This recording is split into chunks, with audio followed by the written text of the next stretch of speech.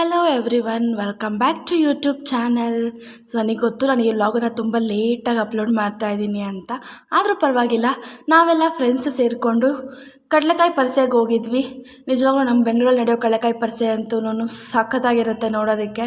ಅಲ್ಲಿಗೆ ಹೋದ್ವಿ, ಫ್ರೆಂಡ್ಸ್ ಎಲ್ಲ ಮೀಟ್ ಮಾಡಿ ಫಸ್ಟು ತಿನ್ನೋಕ್ಕೆ ಅಂತಲೇ ಹೋಗಿದ್ದು.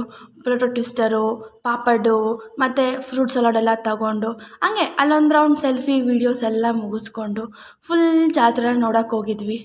ಜಾತ್ರೆ ಅಂತೂ ಸಖತ್ತಾಗಿತ್ತು. ಎಲ್ಲಿ ನೋಡಿದ್ರು ಜನ ಜನ ಜನ, ಜಿಗಿ ಜಿಗಿ ಜಿಗಿ ಜಿಗಿ ಅಂತಿತ್ತು.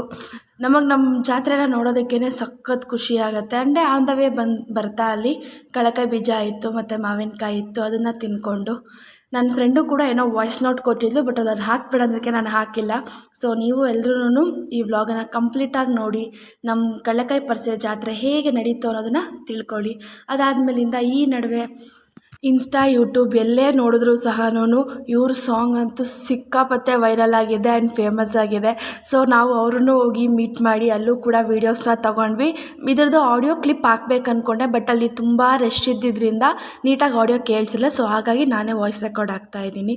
ಅದಾದಮೇಲಿಂದ ಜಾತ್ರೆ ಎಲ್ಲ ಮುಗಿಸ್ಕೊಂಡು ಸ್ವಲ್ಪ ಆಟ ಆಡಿಕೊಂಡು ಮನೆಗೆ ಬಂದ್ವಿ.